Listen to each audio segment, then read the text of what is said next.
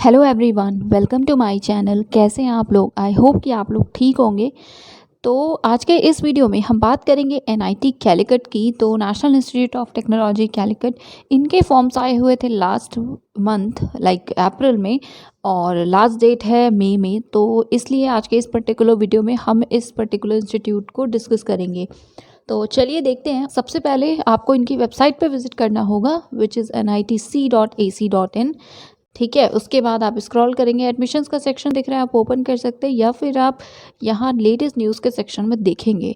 तो ये नोटिफिकेशन काफ़ी पहले आया हुआ था, इसलिए आपको थोड़ा सा स्क्रॉल करना पड़ेगा और तब दिखेगा। यहाँ पे you can see PhD admission monsoon semester call for applications.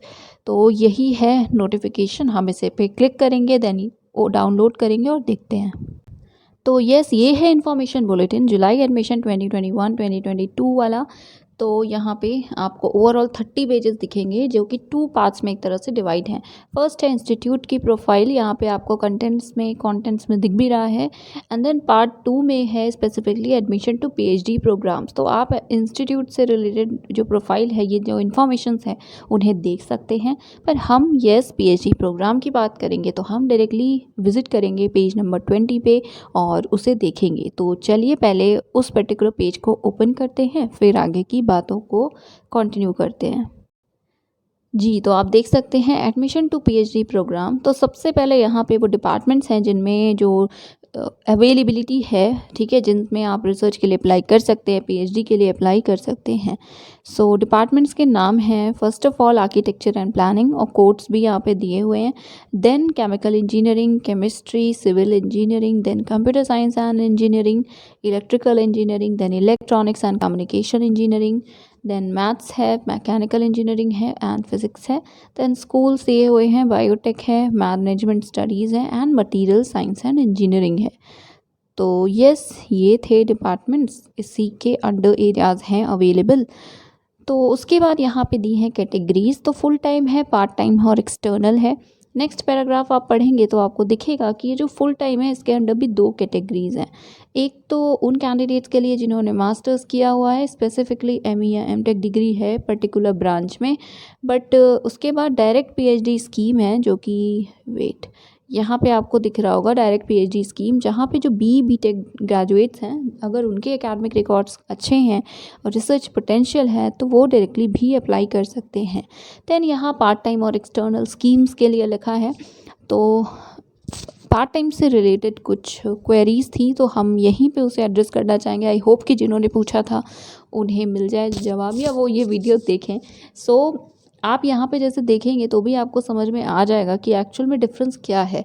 Full time category के कैंडिडेट्स वो होते हैं, जैसे मैं हूँ या आप में से कोई भी है, हम लोग अप्लाई करना चाहते हैं किसी इंस्टीट्यूट में, हम लोग वहाँ से रेगुलर पीएचडी करना चाहते हैं, हम वहाँ कोर्स वर्क करेंगे, हमारे सुपरवाइज़र होंगे, हमें फेलोशिप मिलेगी, और हम लाइक 3 से 6 ईयर्स जितना भी आपका ड्यूरेशन हो, हम वहीं पे काम करेंगे परमानेंटली, राइट। उसके बाद पार्ट टाइम जो होते हैं वो वैसे कैंडिडेट्स हैं जो ऑलरेडी कहीं पे एम्प्लॉयड हैं। सपोज़ कि आपकी ही कहीं जॉब लग जाती है मीनवाइल पीएचडी में होने से पहले, ठीक है, बट उसके बाद आप चाहते हैं पीएचडी भी करना, पीएचडी में हो जाता है, तो आप पार्ट टाइम पीएचडी के इस ऑफर को अवेल कर सकते हैं, जिन भी इंस्टीट्यूट्स में प्रोवाइडेड हैं। तो वहाँ पे ऐसा होगा कि आप एम्प्लॉयड हैं, आप अपनी जॉब को कंटिन्यू करेंगे और साथ में आप पीएचडी भी करेंगे, राइट। तो वहाँ पे आपको सैलरी सिर्फ आपके जॉब की मिलेगी। ऑब्वियसली आपको लाइक अलाउड नहीं है 2 जगह से salary, no one can take. तो ये डिफरेंस है कि आपको पार्ट टाइम में आप ऑलरेडी कहीं जॉब में हैं, तो आपको हाँ कंपलसरी होता है कोर्स वर्क करना, वो इम्पॉर्टेंट है। और उसके बाद आप अपने गाइड से, अपने सुपरवाइज़र से बात कर सकते हैं, एंड कोर्स वर्क कंप्लीट करने के बाद आप अपनी जॉब को कंटिन्यू करते हुए आप अपना प्रोजेक्ट भी कंटिन्यू कर सकते हैं। आपको ज़रूरी नहीं होगा कि आप डेली वहाँ जाएं, वर्क करें, कितने आवर्स दें, ये सारी चीज़ें, ठीक है। ये है पार्ट टाइम। और फुल टाइम आपको पता है जो रेगुलर पीएचडी होती है, जैसे कि हम सभी चाह रहे हैं करना, तो वो है फुल टाइम, आपको फेलोशिप मिलती है एंड यस, ये कुछ बातें थी, आई होप कि थोड़ी बहुत क्लैरिटी हो गई होगी। तो अभी बाकी बात करते हैं। तो यहाँ पे उन कैंडिडेट्स के लिए लिखा हुआ है कि आपको परमानेंट एम्प्लॉय होना चाहिए, किसी इंस्टीट्यूशन ऑर्गेनाइजेशन का एक्सपीरियंस हो, 2 इयर्स की एटलीस्ट सर्विस हो, और बाकी सारी चीज़ें। तो प्लीज़ आप इसको एक बार पढ़ लीजिएगा। एंड इसके अलावा देखिए, गेट कंपलसरी है, गेट ही नहीं, गेट नेट JRF कुछ भी हो, बट होना चाहिए फुल टाइम के लिए। बट पार्ट टाइम और एक्सटर्नल कैंडिडेट्स के लिए ऐसी कोई भी रिक्वायरमेंट नहीं है। तो हम एलिजिबिलिटी अभी देखते हैं। यहाँ पे अगेन सेम चीज़ें हैं। एक चीज़ इंपॉर्टेंट है, प्रीवियसली भी वीडियोस पे कमेंट थे NOC से रिलेटेड। तो NOC इंपॉर्टेंट होता है, आपको NOC अपलोड करनी होती है। यहाँ भी लिखा है कि the candidates under part time external scheme will have to submit NOC from the head of the institution, जहाँ पे आप ऑलरेडी वर्क कर रहे हैं। ठीक है, तो आप इनकी पढ़ लीजिएगा। जो मैंने आपको बताया डिफरेंस, वो एक जनरल डिफरेंस है। इंस्टीट्यूट स्पेसिफिक के रूल्स आपको पढ़ने चाहिए, एक्सपीरियंस वगैरह कई जगह लिखा होता है। तो बस ये सारी चीज़ें आप देख लीजिएगा। उसके बाद रिजर्वेशन पॉलिसी है। देन यहाँ पे है एलिजिबिलिटी एंड एकेडमिक रिक्वायरमेंट्स। तो फैकल्टी ऑफ इंजीनियरिंग में अगर आप अप्लाई कर रहे हैं तो ME MS या MTech होना चाहिए, 2 इयर्स का मिनिमम प्रोग्राम हो, डिग्री हो अप्रोप्रिएट ब्रांच में, और 60% मिनिमम मार्क्स हो या 6.5 CGPA। रिजर्व के लिए 55% और 6 CGPA। देन एडिशनल क्राइटेरिया है गेट का। तो गेट आपने कभी ना कभी क्वालिफाई किया हो, ठीक है, मीनवाइल पास्ट में। एंड इसके अलावा आप JRF UGC या नेट CSIR, बाकी यहाँ पे और भी चीज़ें, या कोई भी दूसरा नेशनल लेवल का टेस्ट आपने क्वालिफाई किया हो, ये मैंडेटरी है। और ये पार्ट टाइम और एक्सटर्नल की कैटेगरी के लिए नहीं है, ठीक है।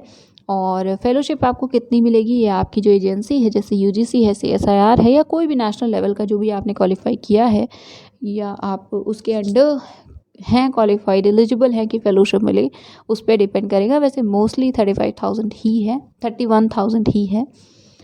तो यस, उसके बाद यहाँ पे BTech डिग्री में 60% मार्क्स होने चाहिए, ये लिखा हुआ है। उसके बाद कन्वर्जन CGPA से परसेंटेज या ये सारी चीज़ें अलाउ नहीं होगी, ना कंसिडर की जाएगी।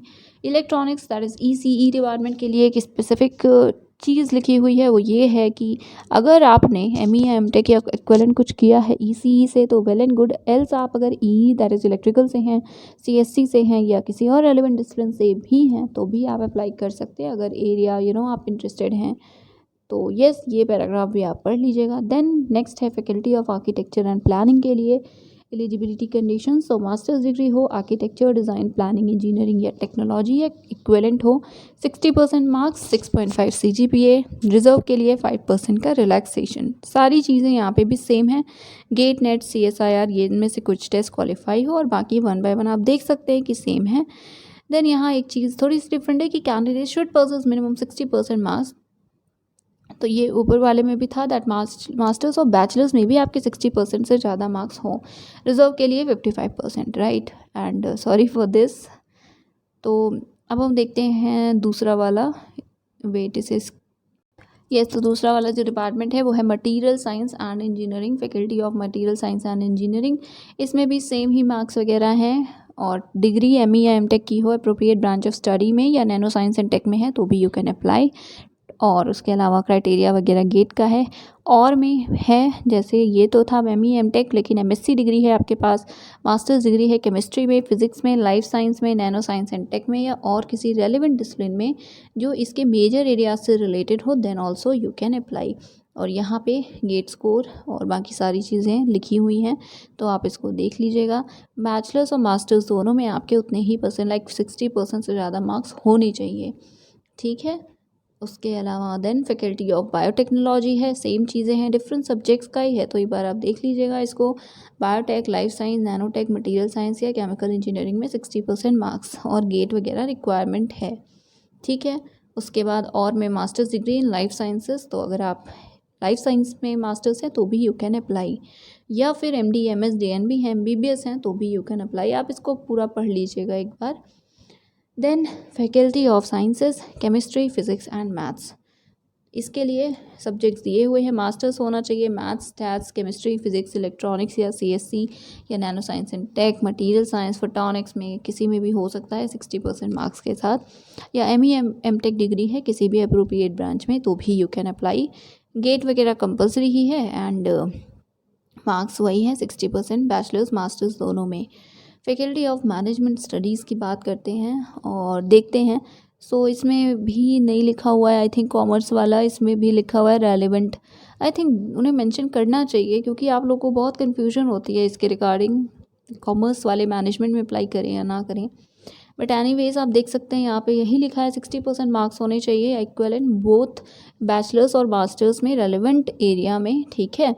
और बस वही है कि एडिशनली आपके पास valid UGC NET CSIR JRF का फेलोशिप होना चाहिए। एंड देन मास्टर्स डिग्री अगर है इंजीनियरिंग एंड टेक में गेट स्कोर के साथ तो भी आप लोग अप्लाई कर सकते हैं, ठीक है। उसके अलावा यहाँ पे देन अगेन एक्सटर्नल और पार्ट टाइम के लिए ऐसा कुछ ज़रूरी नहीं है। देन यहाँ पे है direct PhD for BTech graduates. तो अगर आप BE-BTech किया है आपने तो you can like directly apply for this particular program. लेकिन आपके मार्क्स जो हैं वो 8.5 CGPA या उससे ज़्यादा हो और 80% हो, ठीक है।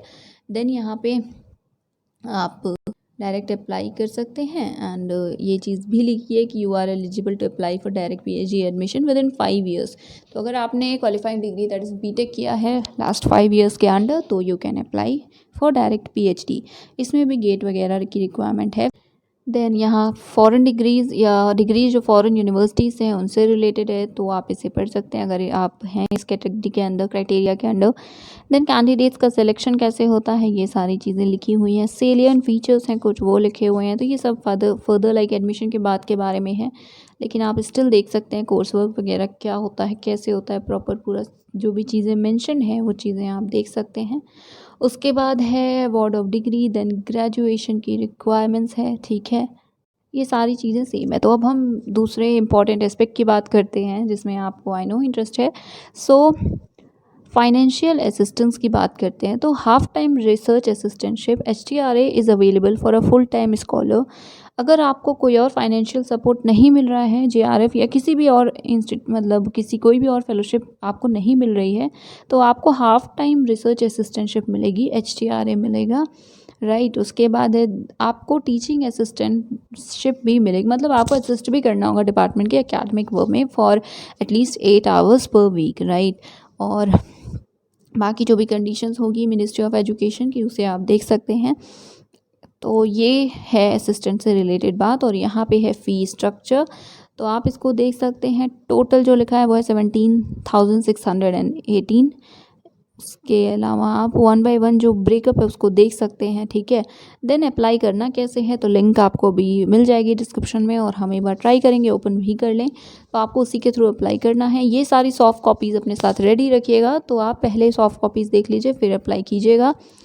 तो डिग्री होगी आपके सारे, अगर कंसोलिडेटेड नहीं है तो जो भी आपके पास है ईयर वाइज मार्कशीट आप उसे अपलोड कर सकते हैं। और आपको एक PDF फाइल में सारी ही लाइक इस पर्टिकुलर कोर्स की जो भी आपकी, जैसे सपोज मास्टर्स है, मास्टर्स की जितनी भी आपकी मार्कशीट्स हैं आप उन्हें एक PDF फाइल में करके कंबाइन देन अपलोड करेंगे। मैक्सिमम 800 KB हो सकता है। उसके अलावा सर्टिफिकेट भी है कि अगर आप फाइनल सेमेस्टर में हैं या फाइनल ईयर में हैं, अपीयरिंग है, तो आपके हेड ऑफ इंस्टीट्यूशन की तरफ से एक सर्टिफिकेट लगेगा दैट आप फाइनल में आप एग्ज़ाम में अपीयर हुए हैं एंड अभी रिजल्ट्स अवेटेड हैं। देन आपका जो भी नेशनल लेवल एलिजिबिलिटी टेस्ट है उसका proof, photograph, online fee payment receipt, then Aadhaar card है, पब्लिकेशंस हैं, और इसी तरह 1 बाय 1 इतनी सारी चीज़ें हैं। तो यस, ये डॉक्यूमेंट्स है। देन आप अगर एक से ज़्यादा फील्ड या डिपार्टमेंट के लिए अप्लाई करना चाहते हैं तो आपको अलग अलग सेपरेटली अप्लाई करना होगा और एप्लीकेशन फ़ी पे करनी होगी। एप्लीकेशन फ़ी पे करने के लिए आपको इस पर्टिकुलर वेबसाइट पे विज़िट करना है, इसकी भी लिंक डिस्क्रिप्शन में दे देंगे। SBI कलेक्ट के थ्रू बेसिकली आपको एप्लीकेशन फ़ी पे करना है। तो ओपन करेंगे देन आपको चूज़ करनी होगी कैटेगरी, तो चूज़ कीजिएगा ये that is 2021-2022 PhD application fee monsoon semester, ठीक है। उसके बाद पे करिएगा। एप्लीकेशन फ़ी कितनी है, so it is 800 for open या EWS एंड OBC कैंडिडेट्स और 300 है for SC ST and PWDs, ठीक है। देन एप्लीकेशन वगैरह के लिए आप यहाँ पे कुछ और दिया हुआ है कि Adobe Acrobat Reader 6 या उसके ऊपर का वर्जन यूज़ कीजिएगा। Then in case of external candidates, तो अगर आप एक्सटर्नल हैं तो आप इसको देखिएगा। देन यहाँ पे फॉर्मेट्स दिए हुए हैं सारे रिक्वायर्ड सर्टिफिकेट्स के। इस पर्टिकुलर लिंक पे जाके आप उसको देख सकते हैं अगर आपको किसी भी तरह का कोई इशू है। शॉर्ट लिस्टेड कैंडिडेट्स की जो लिस्ट है वो वेबसाइट पे अवेलेबल होगी, कोई भी सेपरेट कॉल लेटर नहीं दिया जाएगा। देन इंस्टीट्यूट का जो रिफंड रूल है आप देख सकते हैं, और यहाँ पे है इंपॉर्टेंट डेट्स। स्टार्ट हुआ था 9 अप्रैल को, तो आई एम सॉरी क्योंकि आई डोंट नो कि ये मिस कैसे हुआ। एनीवेज अभी भी 15 मई तक डेट है, ठीक है, लास्ट डेट है 15 मई 2021। तो अगर आप अप्लाई करना चाहते हैं तो प्लीज़ जल्दी कीजिए, क्योंकि बहुत ज़्यादा टाइम नहीं है। आई थिंक ऑलमोस्ट 1 वीक से ज़्यादा है, तो आपको कोई इशू नहीं होगा, आप अप्लाई कर सकते हैं। बट स्टिल प्लीज़ और लेट मत कीजिएगा, पहले डॉक्यूमेंट्स अरेंज कीजिएगा, उसके बाद ऑब्वियसली अप्लाई कीजिएगा, क्योंकि गलत भी अप्लाई नहीं करना है जल्दी में। एंड देन बाकी यहाँ पे जो डेट्स हैं वो आप देख सकते हैं। लिस्ट कब आएगी? तो 7 जून को लिस्ट आएगी, और ये डेट्स भी अभी टेंटेटिव हैं, राइट। इसके अलावा यहाँ पे कुछ और चीज़ें हैं, डिस्क्लेमर है, और यहाँ पे कॉन्टैक्ट के लिए नंबर्स और ईमेल आईडी दी हुई है। तो आप मेल कर सकते हैं, इन्हें टेलीफोन कर सकते हैं किसी भी तरह के किसी भी इशू के होने पे, ठीक है। तो येस, बिफोर साइनिंग ऑफ एक बार हम लोग इनके पोर्टल को ओपन करके देख लेते हैं। जी, तो ये है पोर्टल। रजिस्टर आपको करना होगा, तो यहाँ से आप रजिस्टर कर सकते हैं NIT कैलिकट। तो yes, that is it for today. ये था आज का video. Thank you so much.